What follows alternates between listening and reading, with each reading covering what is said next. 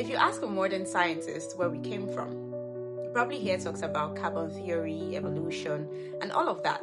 But for thousands of years, humans didn't have to look at fossil records to understand their existence. They simply observed their environment, looked at their unique landscape, and came up with reasons for why we are here, what we're made of, and why we as humans are just so complicated. So today, we're diving into 3 fascinating myths from around the world. We'll explore how the Maya thought we were almost made of wood. I find that story so funny. And we're going to look at how the Greek blamed a trickster god. And this very beautiful story, in fact, it's my favorite. I'm not sure. I don't know if I'm being biased. Maybe I am. But it's a very deeply philosophical story from the Ijaw people of the Niger Delta. And this story places the power of your destiny right in your hands. My name is Soto the Spirit Being, and welcome to my channel. Let's start in the dense rainforest of Mesoamerica with the Mayans.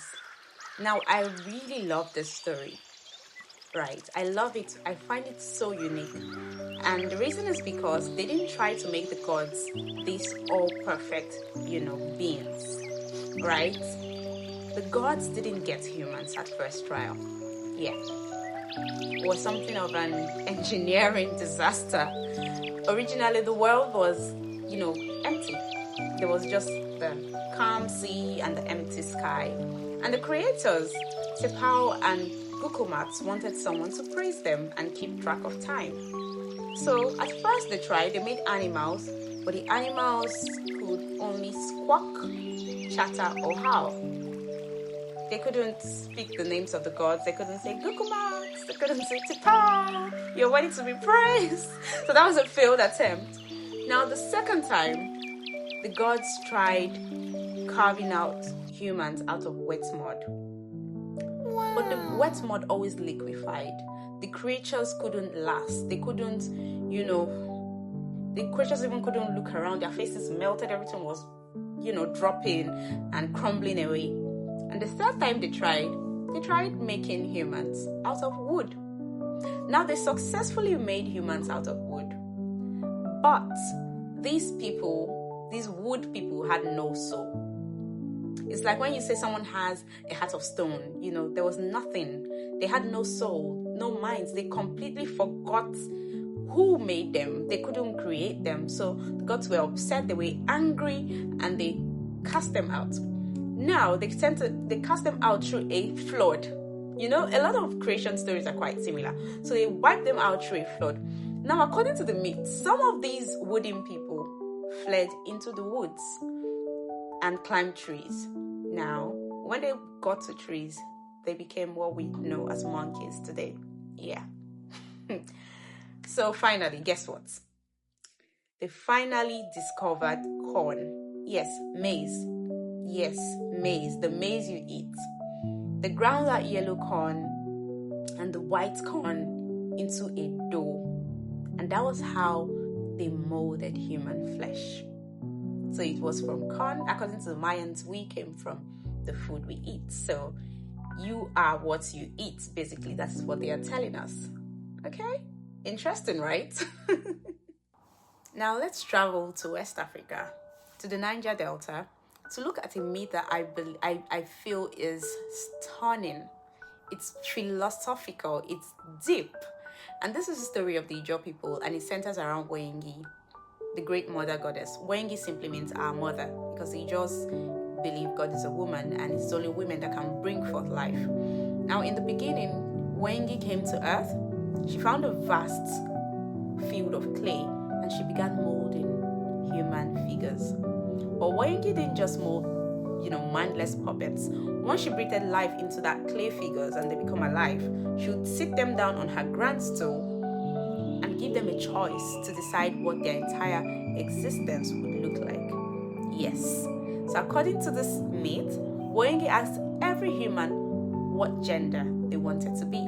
She asked 2 fundamental questions. What gender are you going to be? And how do you want to live? And how do you want to die? That's 2 in 1, right?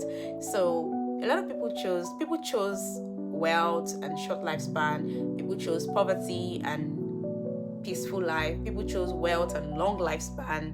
People chose different things. People chose to be artistic. People chose to be healers. People chose everything, like whatever they wanted. And it was so strict that when you've made a choice, there is no going back. It's a contract you have made before the Creator. Now, if you listen to certain other spiritual people or certain creation stories, you would hear things like, oh, you chose the life, you chose your family before coming to earth. Yes, this is what Ijaw people believe, that you actually chose your destiny before coming to earth. So if you find someone suffering, someone going through a lot, or someone really rich and affluent, the Ijaws believe that that is the blueprint they have chosen for themselves before coming to earth. Yeah. Don't you like it? I like it because I think I chose a good life. Our final stop takes us to ancient Greece, where human creation, it wasn't a gift from the high king of the gods, Zeus, but it was rather a rebellious work from a titan named Prometheus. Now, Zeus didn't care much about humans. He asked Prometheus and his brother Epimetheus to be in charge of distributing gifts and traits to all the creatures of the earth. Now, Epimetheus got carried away. He was just giving out things. Gave speed to the cheetah, gave sharp vision to the eagles, claws to the lion. By the time he got to humans, he had nothing to give.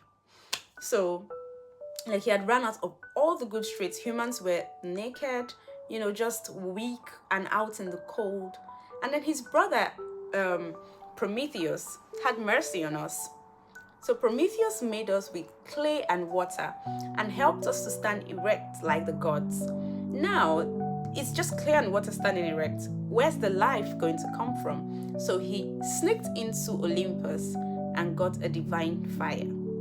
Yeah, he stole that divine fire, and it was through that fire he was able to, give us that divine spark that now resides in us. He took a risk for humans, according to this myth.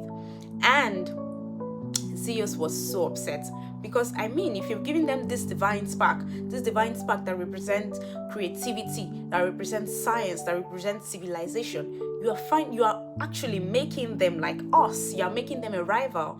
And a lot of religious texts would say, ye are gods.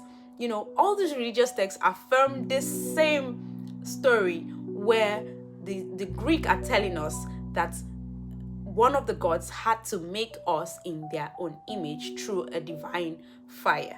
When you look at the stories side by side, something amazing happens. Even though the stories are separated by thousands of miles, completely different cultures, they share a profound psychological landscape.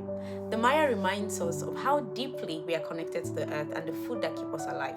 If you eat a banana, you become a banana because it goes and digests, becomes part of your body, your blood, everything. The Greek reminds us about our nature as humans, our intellect and how we have the power of innovation. We have that divine spark in us.